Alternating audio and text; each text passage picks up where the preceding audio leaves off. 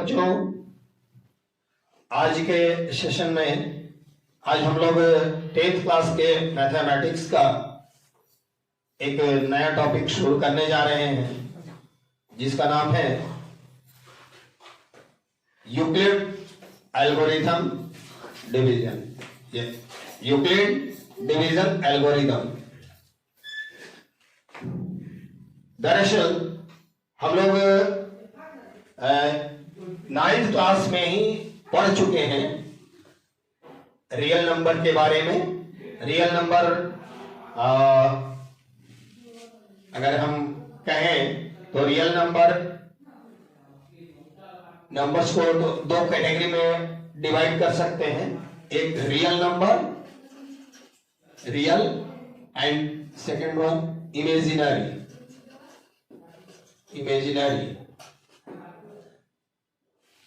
आगे real number को दो कैटेगरी में हम लोग डिवाइड कर सकते हैं। एक रेशनल और एक इरेशनल।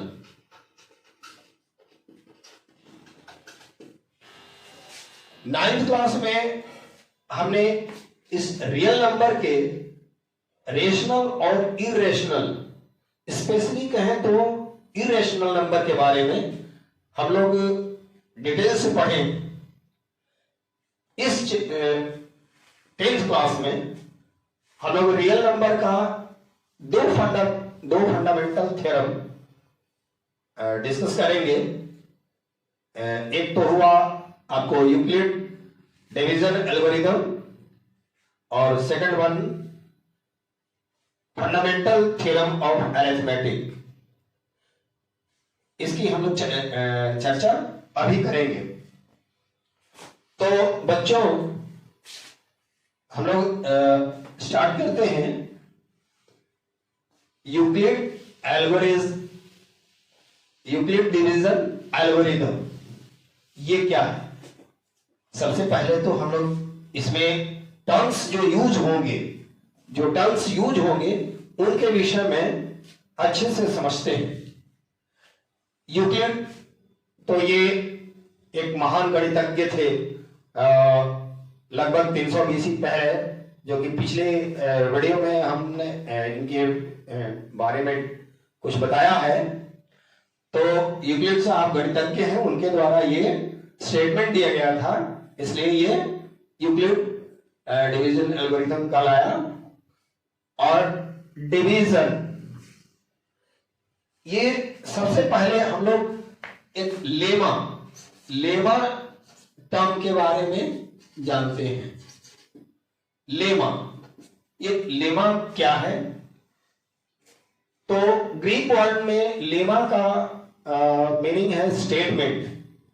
लेमा का मीनिंग है स्टेटमेंट, ऐसा स्टेटमेंट जो ऑलरेडी प्रूव्ड है। लेमा क्या है? तो एक तरह का स्टेटमेंट है जो कि ऑलरेडी प्रूव्ड है और उसकी सहायता से, उसके हेल्प से कोई अनदर स्टेटमेंट को हम प्रूव करते हैं। तो लेमा क्या है? एक स्टेटमेंट हुआ, कुछ खास स्टेटमेंट जो कि ऑलरेडी पहले से प्रूव्ड है और उसका यूज हम लोग करते हैं दूसरे स्टेटमेंट को प्रूव करने के लिए। तो इसका हम लोग चाहे तो डेफिनेशन ऐसे राइट डाउन कर सकते हैं कि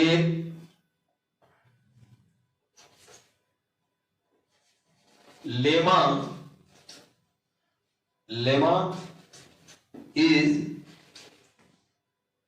a proven statement. Lemma is a proven statement that used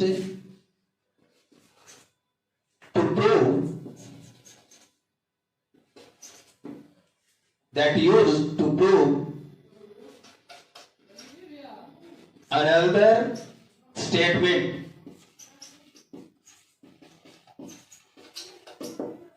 ये हुआ डेफिनेशन लेमा का। सिंपली आप जानिए कि लेमा का मतलब स्टेटमेंट होता है, ग्रीक वर्ड में इसका नाम है लेमा। और ऐसा स्टेटमेंट जो कि दूसरे किसी स्टेटमेंट को प्रूव करता हो, प्रूव करने के लिए यूज किया जाता है। अब बात आती है कि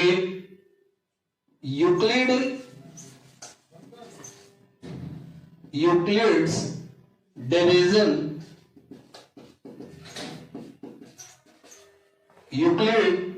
यूक्लिड्स डिवीजन लेमा।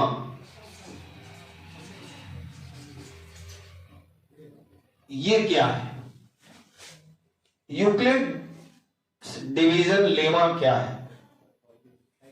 अक्सर मैंने देखा है कि जो बच्चे 9th से 10th में आ रहे हैं उनको ये चैप्टर बड़ा ही एक अलग तरह का अजीब सा लगता है और वो अच्छे से इस पर ध्यान दे नहीं पाते हैं। इसके टर्म्स उनको समझ में नहीं आते हैं, हालांकि है बहुत ही इजी, लेकिन इजी होने के बावजूद इसके टर्म ऐसे हैं कि वो बच्चों के जनरली माइंड में वो आ नहीं पाता है।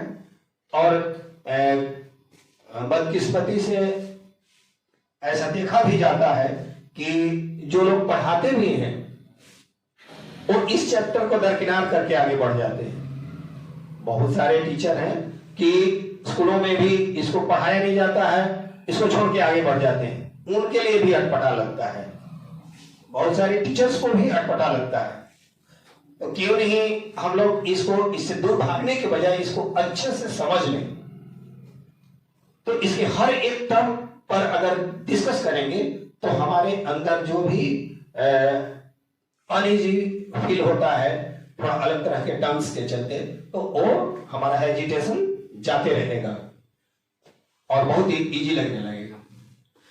अब यहां हम लोग देख रहे हैं यूक्लिड्स डिवीजन लेमा। यूक्लिड ने डिवीजन का क्या लेमा दिया था? ये कहता है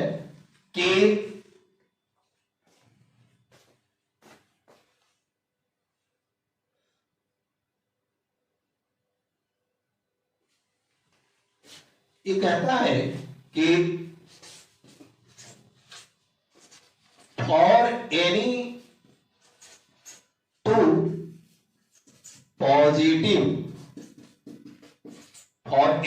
positive integers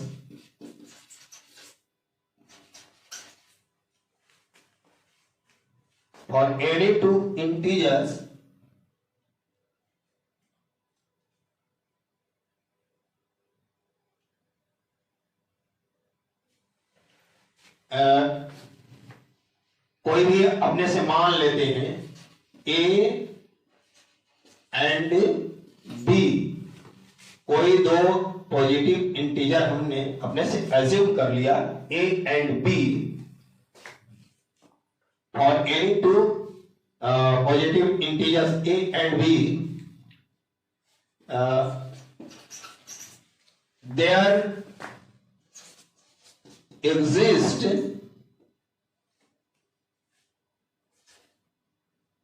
exist unique numbers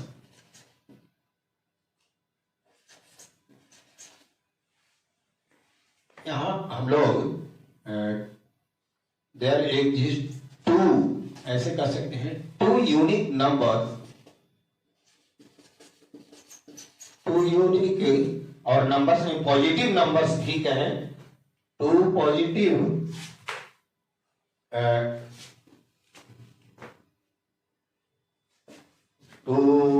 there exist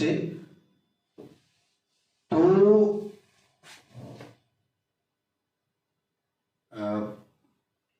unique को नहीं मिटाना चाहिए था, टू यूनिक पॉजिटिव, चाहे इसको सिंपली होल नंबर कह सकते हैं,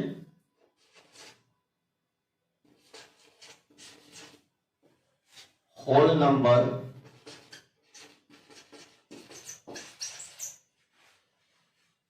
such that सच दैट, देखिए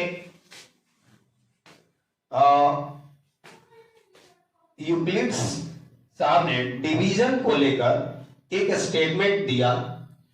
क्या दिया कि for any two positive integers a and b, कोई भी दो पॉजिटिव इंटीजर ए और बी के लिए there exist two unique number, two unique whole number,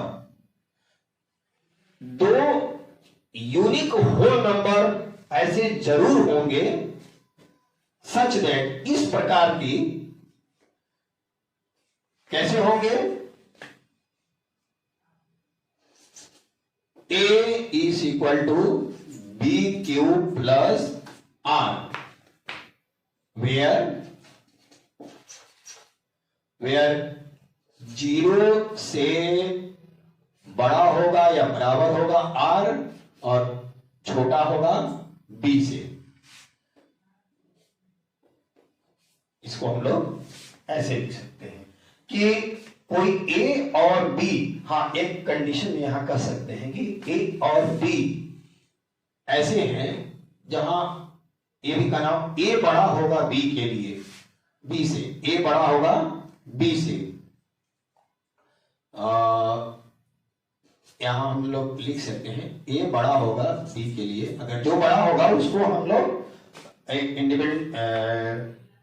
independent रखेंगे, बाहर रखेंगे। A is equal to b q plus r, ऐसे हम लिख सकते हैं किसी भी नंबर के लिए जहां R जो होगा वो 0 से बड़ा या बराबर होगा और B से छोटा होगा। इस स्टेटमेंट को हम लोग ऐसे तो लिख ही चुके हैं इसमें कि Q and R whole number है, और ये R जो होगा ये, इसको हम यूक्लिड साहब ने बोला कि Q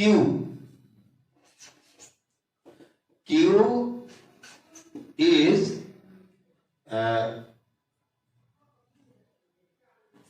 called as quotient, QUOTIENT, quotient, and R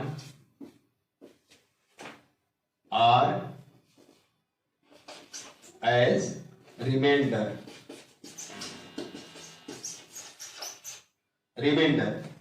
हम लोग जब भी नीचे क्लास से ही, नर्सरी क्लास से ही जब हम डिवीजन पढ़ते हैं तो देखते हैं कि उसमें कुछ टर्म होते हैं, डिविडेंड होता है, डिवीजर होता है, जिससे डिवीजर से डिविडेंड में अगर डिवाइड करते हैं तो जो रिजल्ट आता है वो क्वोशिएंट कहलाता है, और नीचे जो बच जाता है वो रिमाइंडर कहलाता है। तो ये हम टर्म्स तो पहले से ही जानते हैं। यहां क्या खास हो गया, ये जो रिलेशन जो इन्होंने प्रेजेंट किया, इस स्टेटमेंट को ही, इस रिलेशन को ही बोला यूक्लिड डिवीजन लेमा, कि ये एक ऐसा स्टेटमेंट है, लेमा है, जो डिवीजन के लिए अप्लाई होता है। तो आपको लगता है कि इस ऐसे जो लिखा रहता है कि यूक्लिड डिवीजन लेमा, ये अब आप लोगों के लिए कोई अजूबा सा नहीं लगेगा। ये सिंपली क्या है, स्टेटमेंट है डिवीजन का। थोड़ा सा इसको हम लोग समझने के, ये आर पर ये कंडीशन लिखे हैं, इसको हम समझते हैं एक रफ एग्जांपल लेकर।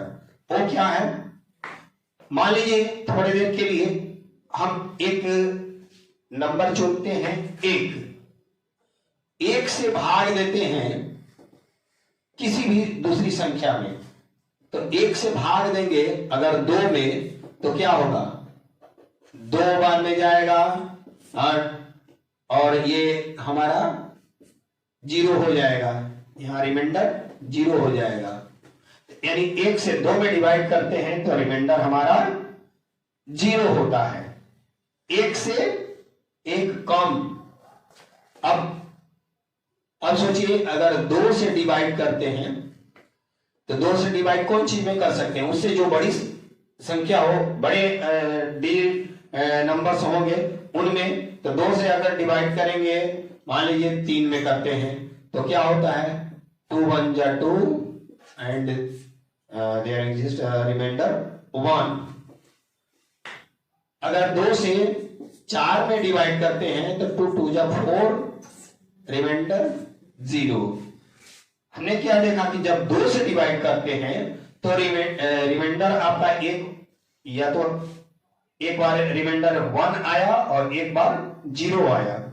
अगर 5 में डिवाइड करके देखते हैं 2 से, तो ये होता है 2 2 जा 4 1 रिमाइंडर, यानी कि हमको रिपीट होने लगता है। अगर 2 से डिवाइड करते हैं तो रिमाइंडर हमारा 0 और 1 आता है, 1 से डिवाइड करते हैं तो रिमाइंडर ओनली 0 आता है।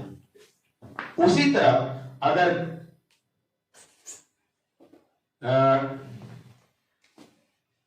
हम ऐसे इसको एक जनरल फॉर्म में लिख दे रहे हैं कि हमने एग्जांपल करके तो देखा कि जिस नंबर से डिवाइड करते हैं तो उससे उसका रिमाइंडर 1 कम आता है।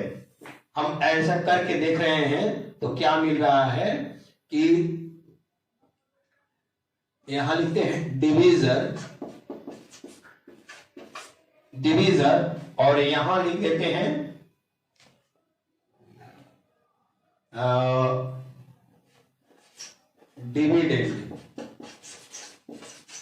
डिविडेंड और यहां लिखते हैं रिमाइंडर।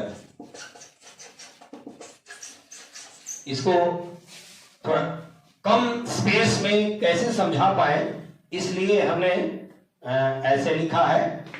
अगर डिवीजर 1 रहेगा और डिविडेंड आपका 2 रहे तो रिमाइंडर 0 होगा। अगर डिवीजर 1 ही रहे और डिविडेंड 3 होगा तब पर भी रिमाइंडर 0 होगा।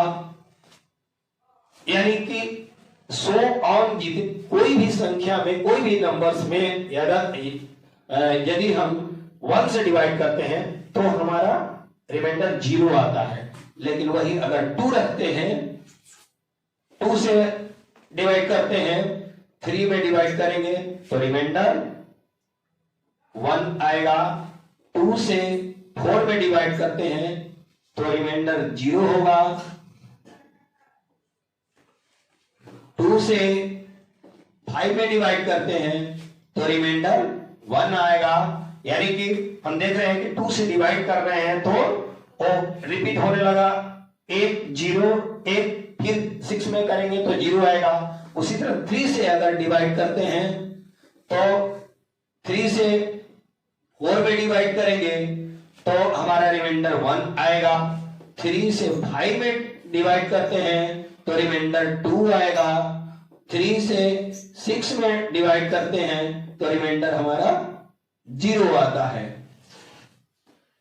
फिर अगर 3 से 7 में डिवाइड करते हैं तो रिमाइंडर 1 आता है। फिर 3 से 8 में डिवाइड करते हैं तो रिमाइंडर हमारा 2 आता है। और 9 में डिवाइड करते हैं 3 से तो हमारा रिमाइंडर फिर से 0 हो जाता है।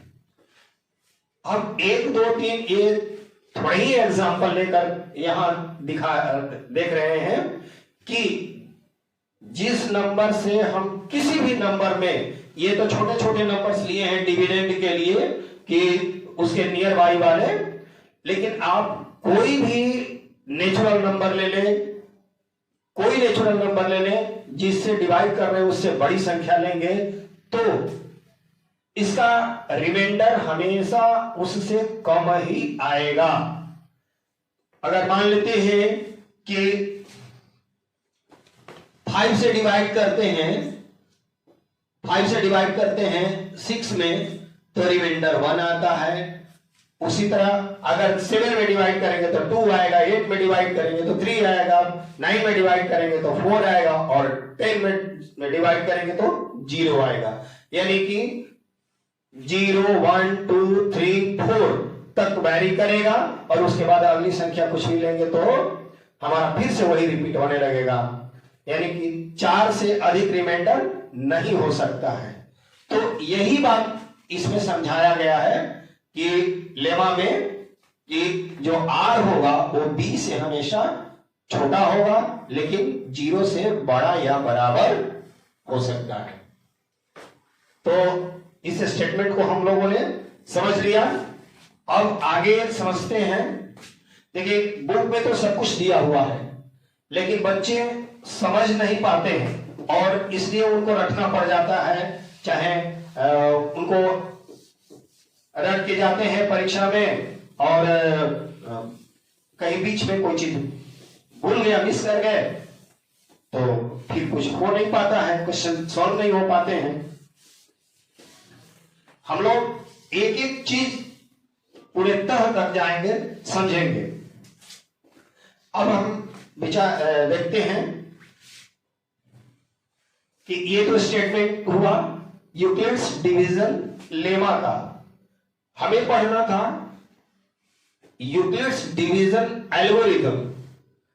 यूक्लिड्स डिवीजन एल्गोरिथम, तो पहले अब एक नया टर्म आ गया, एल्गोरिथम। एल्गोरिथम को पहले समझते हैं। एल्गोरिथम, एल्गोरिथम क्या है? एल्गोरिथम एक सीरीज है, एक सीक्वेंस है, एक चेन है, श्रृंखला है। कौन चीज का? किसी भी प्रॉब्लम को सॉल्व करने का एक सिलसिला है एल्गोरिथम। ये जो कि डिफरेंट स्टेप्स में जाके पूरा होता है। ऐसे आपको लाइफ में बहुत सारे केसेस मिलेंगे कि कोई काम डिफरेंट स्टेप में जाकर पूरा होता है, तो इन्हीं स्टेप्स को ही एल्गोरिथम कहा जाता है। और वो स्टेप्स कैसे होते हैं? वेल डिफाइंड होते हैं। ऐसा नहीं कि वो अनवरत इनफाइनाइटली वो चलते रहे, ऐसा नहीं है। जैसा कि हम लोगों ने इरेशनल नंबर के केस में या रेशनल नंबर के केस में बहुत सारे ऐसे चीजें थे कि डिवाइड करते जा रहे हैं, वो खत्म ही नहीं हो रहा है। हाँ, यहां बात कर रहे हैं एल्गोरिथम कि ये एक प्रोसेस है, प्रोसीजर है, जो कि सीरीज में होता है और उसके स्टेप्स जो होते हैं वेल डिफाइंड होते हैं। ये टर्म कहना, वेल डिफाइंड भी कहना जरूरी है। हम लोग इसको लिखते हैं कि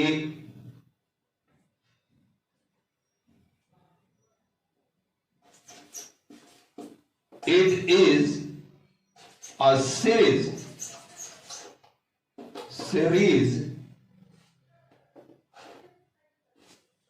it is a series of well defined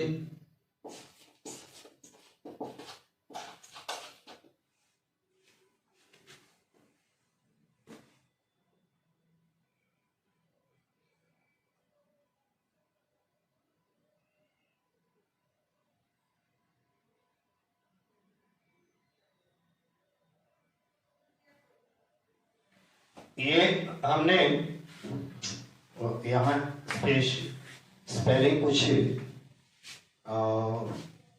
mistake हो गए, कहाँ लिख रहे थे? It is a series of well defined, defined में सिंगल एल एफ होता है।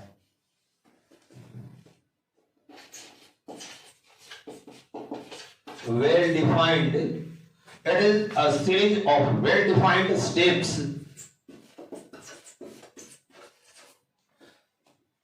series of well-defined steps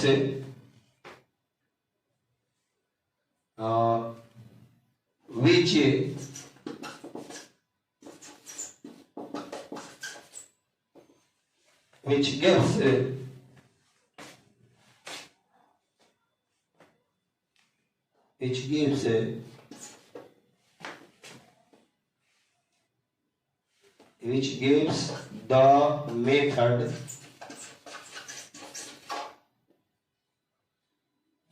of a method to solve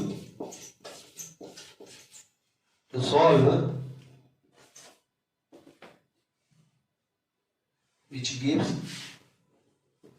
a method कहना चाहिए यहाँ, पता नहीं जो भी ग्रामेटिकल टर्म हो, which gives a method to solve the, यहाँ the gives a method to solve the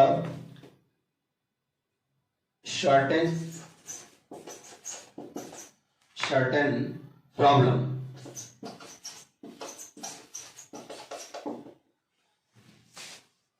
देखिए यहाँ ग्रामेटिकली मुझे अभी भी ठीक नहीं लग रहा है। एल्गोरिथम क्या है? It is a series of well defined steps which gives a method to solve a certain के पहले तो दौर होना नहीं चाहिए, which gives a certain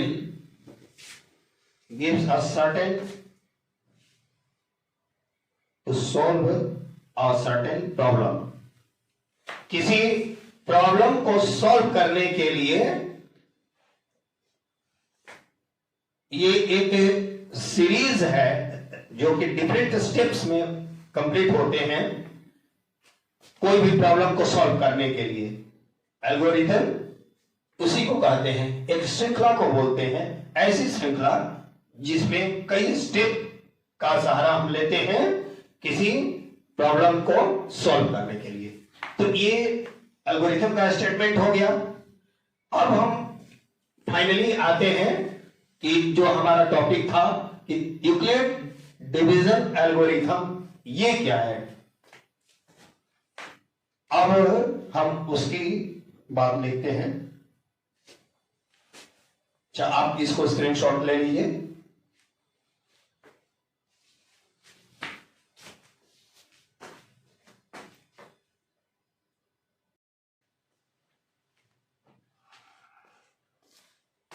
हाँ, तो बच्चों अब हम अपने जो फाइनल टॉपिक है अब उस पर आते हैं, क्योंकि अब तक हम लोगों ने समझ लिया कि ये यूक्लिड डिवीजन एल्गोरिथम अलग अलग ये क्या टर्म है, कहां से ये ओरिजिनेट हुआ, कहां से आया। सबसे पहले हम लोगों ने लेमा के बारे में देखा कि लेमा क्या है, फिर यूक्लिड डिवीजन लेमा के बारे में बताया कि वो क्या है, एक स्टेटमेंट है जो कि डिवीजन के लिए यूक्लिड साहब ने यूज किया। और अब उसके बाद एल्गोरिथम को समझ लिए कि एल्गोरिथम क्या है, तो एक सीरीज है वेल डिफाइंड स्टेप्स का जिसका उपयोग करके हम लोग कोई भी प्रॉब्लम को सॉल्व करते हैं। ठीक है, अब बात आती है कि ये यूक्लिड डिवीजन एल्गोरिथम क्या है। तो ये एक टेक्निक है,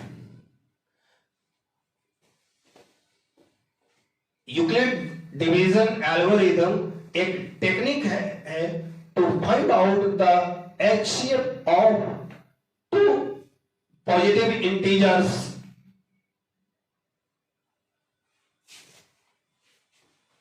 ये क्या है कि एक तरीका है, एक मेथड है जिससे हम किसी भी दो पॉजिटिव इंटीजर्स का एचसीएफ निकालते हैं, हाईएस्ट कॉमन फैक्टर निकालते हैं। इसकी सहायता से हम लोग निकाल सकते हैं। देखते हैं कैसे। पहले इसके स्टेटमेंट हम लोग राइट डाउन करते हैं कि ये क्या है। तो it is a technique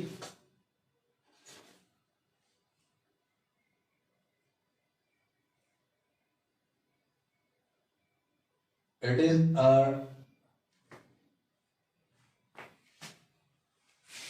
method लिखिए ज्यादा अच्छा रहेगा। It is a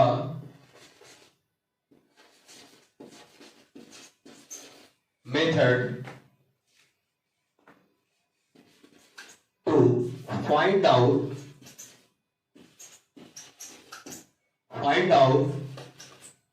the HCF, highest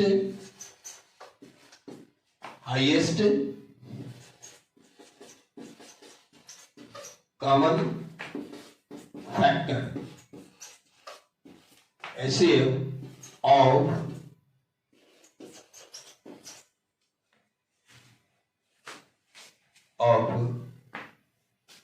two positive integers,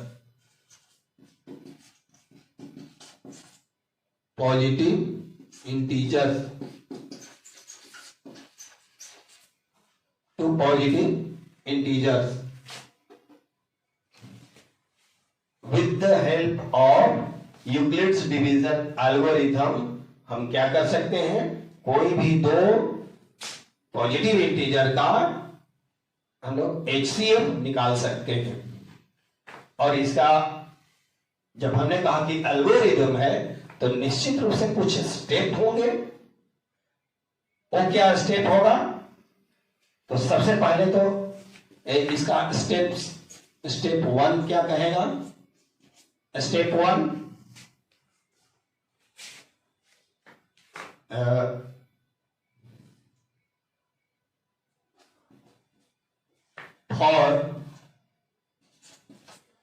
for a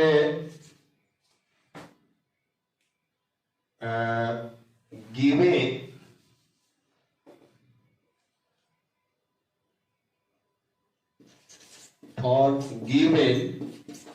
two positive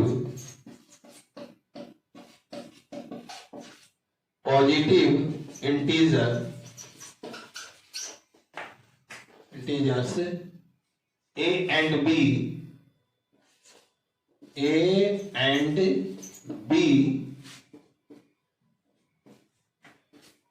यहां की A बड़ा है B से,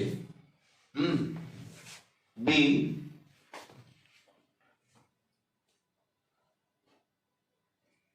we write as A is equal to BQ plus R, या 0 is less than or equal to R less than B। इस तरह हमने एक स्टेटमेंट लिख दिया with the help of Euclid division lemma. Euclid division lemma में हमने ये स्टेटमेंट ऐसे जाना था, उसका यूज किया हमने इसका ऐसे फाइंड आउट करने के लिए। तो पहला स्टेप हम लोग इस तरह लिखेंगे, यहां हम लोग लिखेंगे कि सेकेंड स्टेप में if R is equal to 0, then if R is equal to 0, then B will be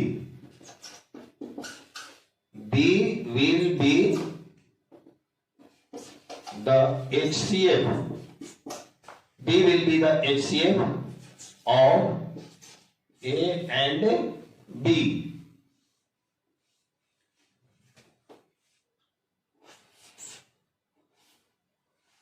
A and B कब, जब R जो होगा if R is equal to 0, और यदि if R not equal to 0, जब R 0 के बराबर नहीं होगा, then तब क्या होगा, then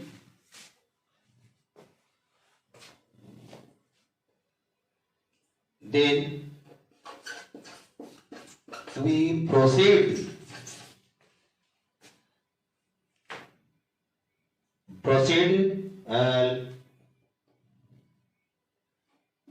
लेमा, ये प्रोसीड यूक्लिड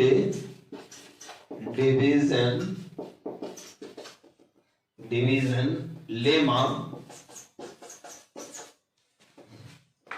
विथ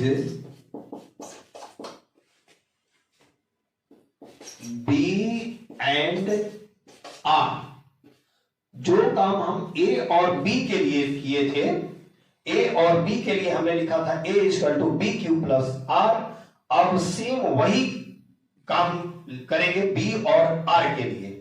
और थर्ड स्टेप कहेंगे कि ये तब तक हम करते जाएंगे, ये प्रोसेस तब तक हम अप्लाई करते जाएंगे जब तक कि आर 0 के बराबर ना हो जाए।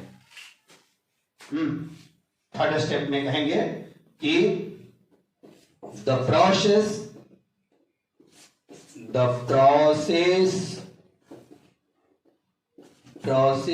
of division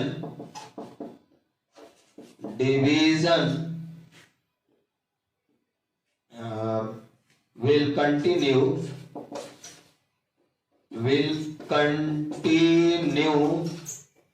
till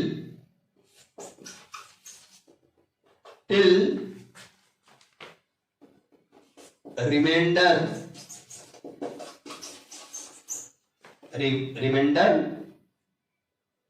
becomes 0। remainder becomes 0। ये तब तक करते जाते हैं जब तक कि रिमाइंडर 0 ना हो जाए। जब रिमाइंडर 0 हो जाएगा तब हम कहेंगे कि जो लास्ट डिवीजर होगा जिससे हम डिवाइड करते हैं वही हमारा HCF होगा। यहां फाइनली लिख देते हैं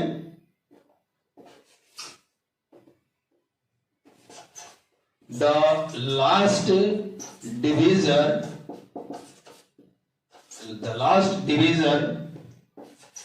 will be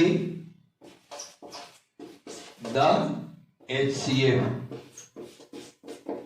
ये हमारा स्टेप हुआ। तो ऐसे तीन स्टेप में जाकर हम वैसे तो अलग अलग नंबर्स के लिए और नंबर ऑफ स्टेप्स अलग अलग हो जाएंगे। वो डिपेंड करेगा कि ए और बी के रूप में हम किसे लेते हैं। तो हम ये समझ गए कि करते क्या है, इन स्टेप्स में जाकर हम HCF फाइंड आउट कर सकते हैं। पहला स्टेप में हम लोग इसको जो भी स्टेटमेंट के रूप में लिखेंगे, जो भी नंबर्स दिए हुए, आगे हम लोग एग्जांपल लेकर भी देखेंगे, उसको करेंगे, ज्यादा स्पष्ट हो जाएगा। फिर उसके बाद इस थ्योरम का हम लोग एप्लीकेशन, जो यूक्लिड एल्गोरिथम है उसका एप्लीकेशन भी हम लोग देखेंगे कि उसके सहारे 2-3 थ्योरम भी हम लोग प्रूव कर सकते हैं। तो ऐसे हमको लगता है कि वीडियो कुछ ज्यादा लंबा हो रहा है, इसलिए इसके एप्लीकेशन को नेक्स्ट क्लास में हम लोग डिस्कस करेंगे।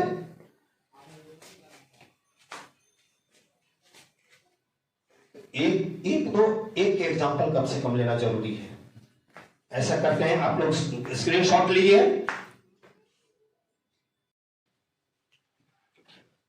हाँ तो बच्चों, हम लोग एक या दो एग्जांपल लेकर थोड़ा अच्छे से इस यूक्लिड डिवीजन एल्गोरिथम को समझते हैं। क्वेश्चन लेते हैं, अपने से कुछ भी क्वेश्चन बना लेते हैं।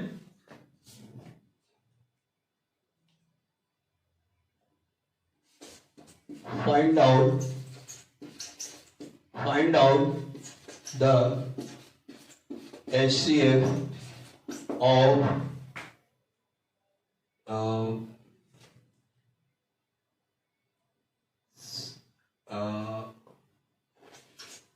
as if 80 and 256। ऐसा हम लोग एक क्वेश्चन ले लेते हैं। ये 80 एंड 256 का HCF निकालना है और using the method Euclid division algorithm. चलिए हम लोग सॉल्व करते हैं। सॉल्यूशन बहुत ही इजी है। यहां आपको दो नंबर्स ए की जगह ए और बी दिए हुए हैं। यहां 256 बड़ा है, तो जो नंबर बड़ा है उसको हम लोग लेफ्ट साइड में रखते हैं।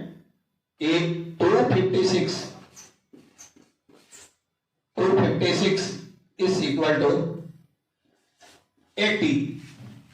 अब 80 इंटू हम क्या करेंगे, 80 में क्या हम मल्टीप्लाई करें कि 256 आ जाए या उससे के नजदीक आ जाए।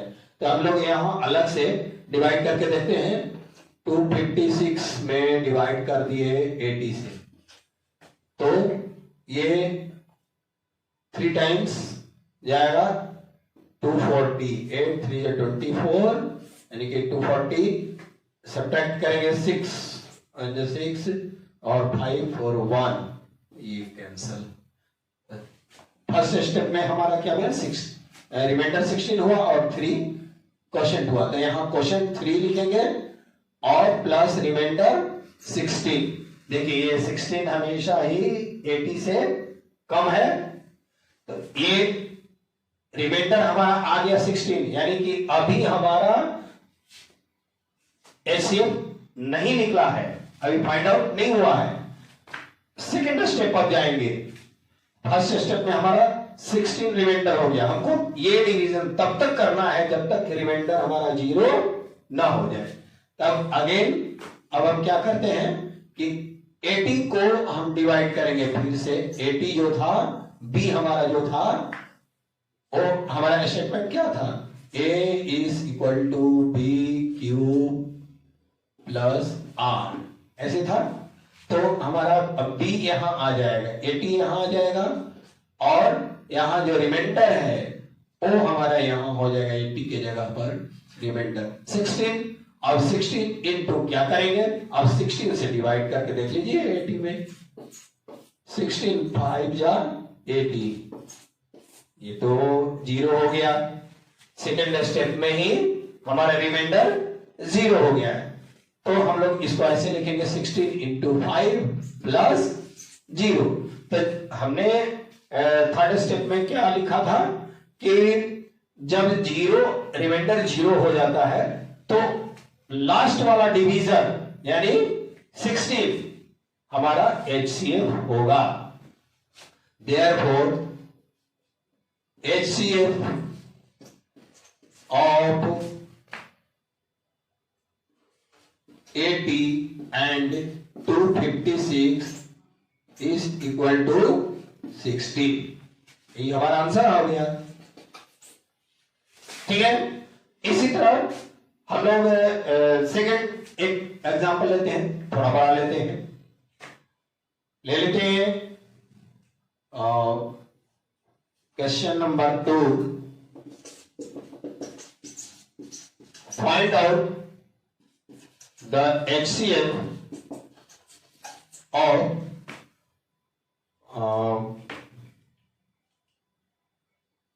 1032 and 272। मेरे मन में जो भी बात आ गया बस हमने लिख दिया। ऐसा नहीं कि प्री प्लान ये कोई नंबर सोचा हुआ हो पहले से, ऐसी बात नहीं है। क्योंकि हमारे पास ये ऐसा टेक्निक है एल्गोरिथम का कि किसी भी पॉजिटिव इंटीजर का निकलेगा ही निकलेगा HCF।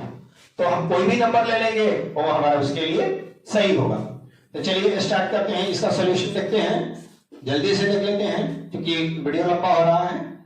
तो ये हमारा यूक्लिड डिवीजन लेमा क्या था, A is equal to b q plus r. इसी से आगे बढ़ेंगे। यहां A की जगह पर है हमारा 1032 इज इक्वल टू 272 इंटू, अब क्या होगा ये हम फाइंड आउट करेंगे। तो 272 से डिवाइड करते हैं कौन सी में, 1032। ओहो, वाटर पार्टिकल यहाँ मार्कर नहीं उग रहा है। 272 से डिवाइड कर रहे हैं 1032, तो ये कितने बार में जाएगा अभी, और 272 3 टाइम्स देखते हैं। 3 2 जा 6, 3 7 जा 21 और 3 2 जा 6।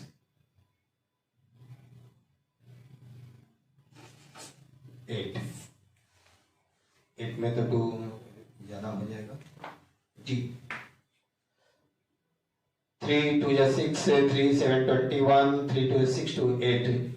हम लोग माइनस करते हैं। 12 6 6 ये हो जाएगा 2 2 1 1 and 18 minus 8 is equal to 216 आया। तो चलिए इस पर हम लोग इसको एक्सपेंड करते हैं। 272 इंटू 3 प्लस 216, हमारा रिमाइंडर आ गया 216। अब नेक्स्ट स्टेप में क्या होगा कि 272 हो जाएगा यहां, और यहां पर हो जाएगा 216 इंटू, 216 से डिवाइड करेंगे, 216 से डिवाइड करेंगे 272 में, तो 1 टाइम्स जाएगा 2 1 6, 12 में से 6 गया 6, और ये 6 में से 1 गया 5, और ये कैंसल। 56 आ गया रिमाइंडर। तो 256 इंटू 1 प्लस 56, अभी हमारा अभी भी नहीं रिमाइंडर 0 हुआ। फिर अगेन हम नेक्स्ट स्टेप में जाएंगे। तो 216 इज इक्वल टू 56 इंटू, अब देखते हैं 56 से डिवाइड करके 216 में, 56 से डिवाइड करते हैं 216 में, तो क्या होगा, ये भी 3 टाइम्स जाएगा। तो 6 3 जा 18 और 3 5 जा 15, 16। तो ये हो गया 16 में से 8 गया 8, ये हो गया 10 में से 6 गया 4, 48 आया। अभी भी नहीं आया। ये 56 कितने टाइम्स में गया, 3 टाइम्स गया, इंटू 3 प्लस 48 हो गया।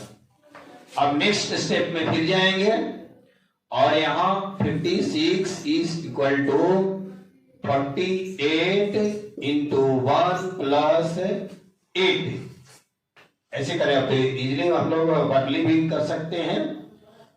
फिर 0 नहीं हुआ, तो इस बार यहां 48 हो जाएगा, इज इक्वल टू 8 इंटू 6, 8 6 या 48 हो गया, और प्लस यहां हो गया 0। अब हमारा इतने स्टेप में जाकर ये 0 आ गया।